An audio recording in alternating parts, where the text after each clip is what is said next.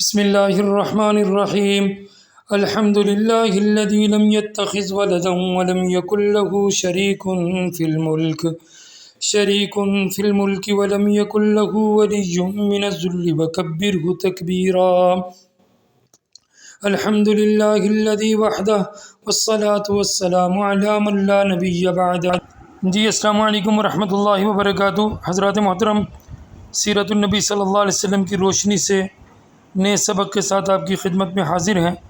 پچھلے سبق میں ہم پڑھ چکے ہیں کہ حضور اقدس صلی اللہ علیہ وسلم حضرت عبد المطلب کی جگہ کے اوپر لے جا کے بیٹھ جایا کرتے تھے. لوگ منع بھی کرتے، لیکن حضرت عبد المطلب لوگوں کو منع کرتے اور فرماتے کہ میرا یہ جو پوتا ہے یہ بڑی اونچی شان والا ہے اور یہ اپنا رتبہ پہچانتا ہے، اس کو مت روکو. آئیے اس سبق کو آگے بڑھاتے ہیں.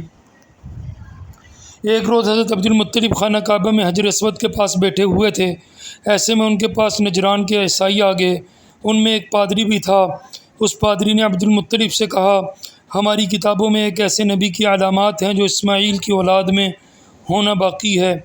یہ شہر اس کی جائے پیدائش ہوگا، اس کی نشانیاں یہ ہوں گی. ابھی یہ بات ہو ہی رہی تھی کہ کوئی شخص آپ کو لے کر وہاں پہنچا. پادری کی نظر جو ہی آپ پر پڑی وہ چونک اٹھا.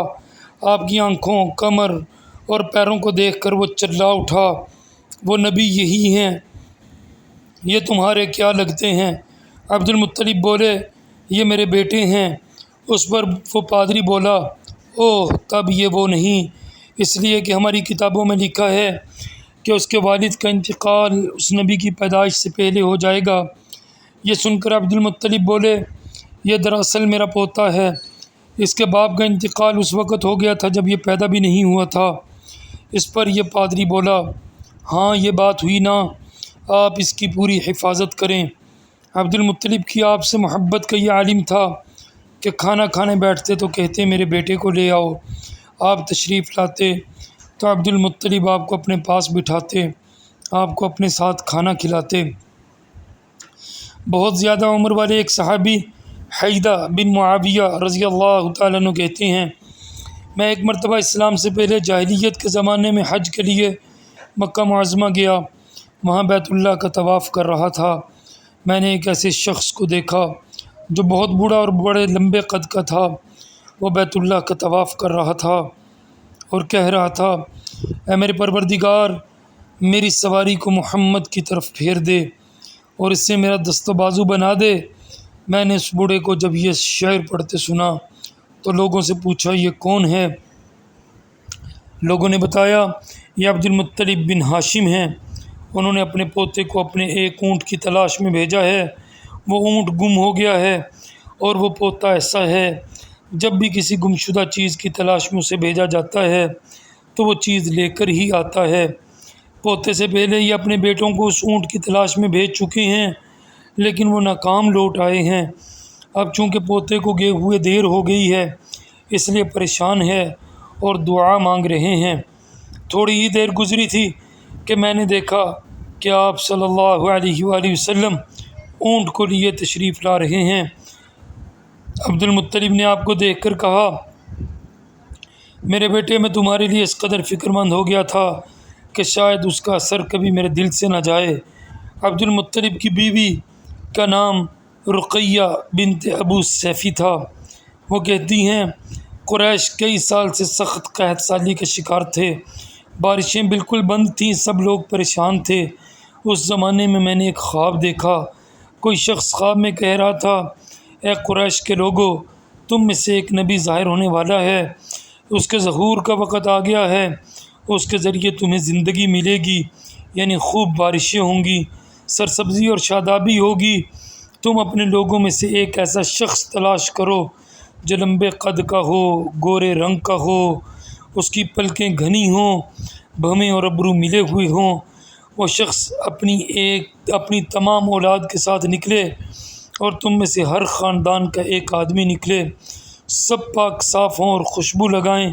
وہ حجر اسود کو بوسہ دیں، پھر سب جبل ابو قیس پر چڑھ جائیں. پھر وہ شخص جس کا حلیہ بتایا گیا ہے آگے بڑھے اور بارش کی دعا مانگے، اور تم سب آمین کہو تو بارش ہو جائے گی. صبح ہوئی تو رقیقہ نے اپنا یہ خواب قریش سے بیان کیا۔ انہوں نے ان نشانیوں کو تلاش کیا تو سب کی سب نشانیاں انہیں عبد المطلب میں مل گئیں۔ چنانچہ سب ان کے پاس جمع ہوئے، ہر خاندان سے ایک ایک آدمی آیا، ان سب نے شرائط پوری کی۔ اس کے بعد سب ابو قیس پہاڑ پر چڑھ گئے۔ حضرات محترم، یہ ابو قیس پہاڑ اگر آپ صفا سے مروہ کی طرف جائیں تو جو دروازہ نمبر 15، 16 اور 17 ہے، اس سے باہر اپنی رائٹ سائڈ پہ دیکھیں تو جبل ابو قیس نظر آتا ہے، جس کے بارے میں یہ بھی آتا ہے کہ یہ دنیا پر نمودار ہونے والا پہلا پہاڑ ہے۔ اس کے بعد سب ابو قیس پہاڑ پر چڑھ گئے۔ ان میں نبی اکرم صلی اللہ علیہ وآلہ وسلم بھی تھے۔ آپ اس وقت نوعمر تھے۔ پھر عبد المطلب آگے بڑھے اور انہوں نے یوں دعا کی، اے اللہ، یہ سب تیرے غلام ہیں، تیرے غلاموں کی اولاد ہیں، تیری باندیاں ہیں اور تیری باندیوں کی اولاد ہیں۔ ہم پر جو برا وقت آ پڑا ہے تو دیکھ رہا ہے، ہم مسلسل قحط سالی کا شکار ہیں۔ اب اونٹ، گائے، گھوڑے، خچر اور گدھے سب کچھ ختم ہو چکے ہیں اور جانوروں پر بن آئی ہے، اس لیے ہماری یہ خشک سالی ختم فرما دے، ہمیں زندگی اور سرسبزی اور شادابی عطا فرما۔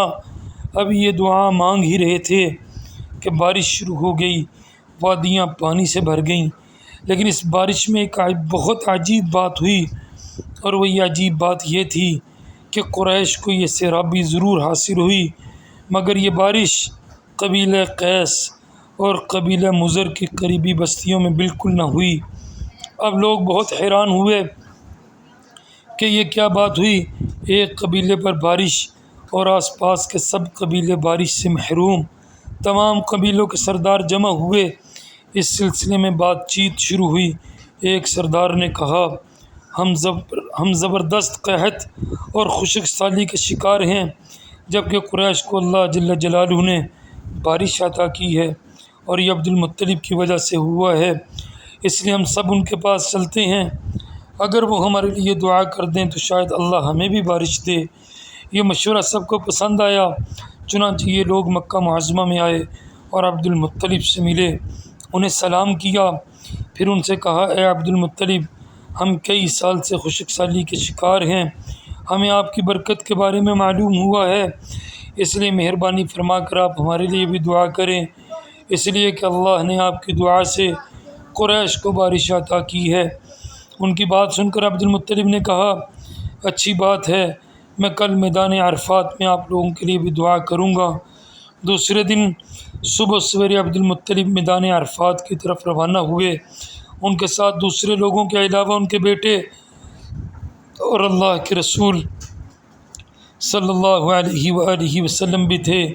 عرفات کے میدان میں عبد المطلب کے لیے ایک کرسی بچھائی گئی، وہ اس پر بیٹھ گئے۔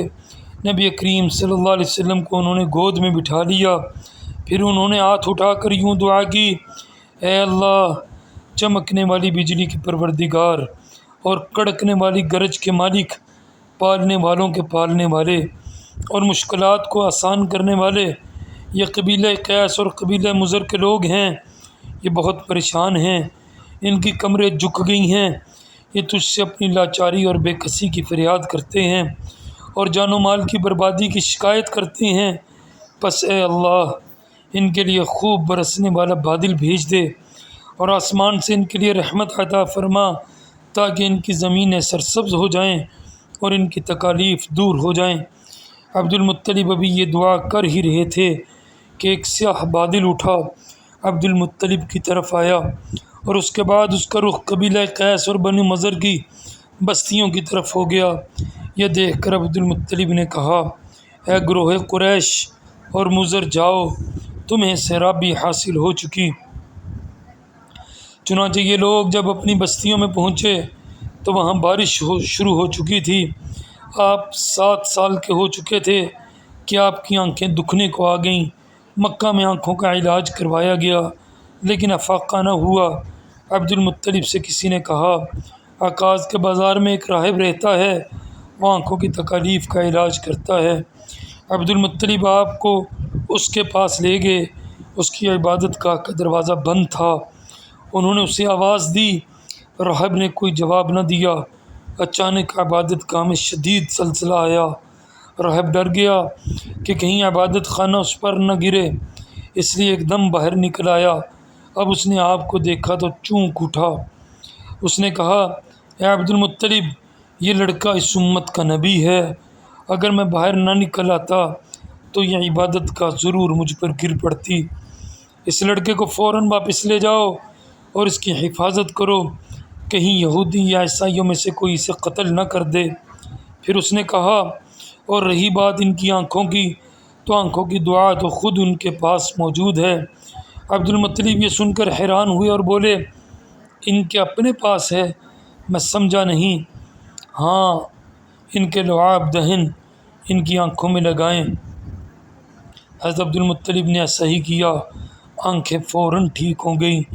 حضرات محترم، اس سے آگے اگلے سبق میں آپ سلامت رہیں، آپ کے پیارے سلامت رہیں، اس پیغام کو دوسروں تک پہنچائیں، خیر کے کام میں اپنا حصہ ڈالیں۔ اللہ ہم سب کا حامی و ناصر۔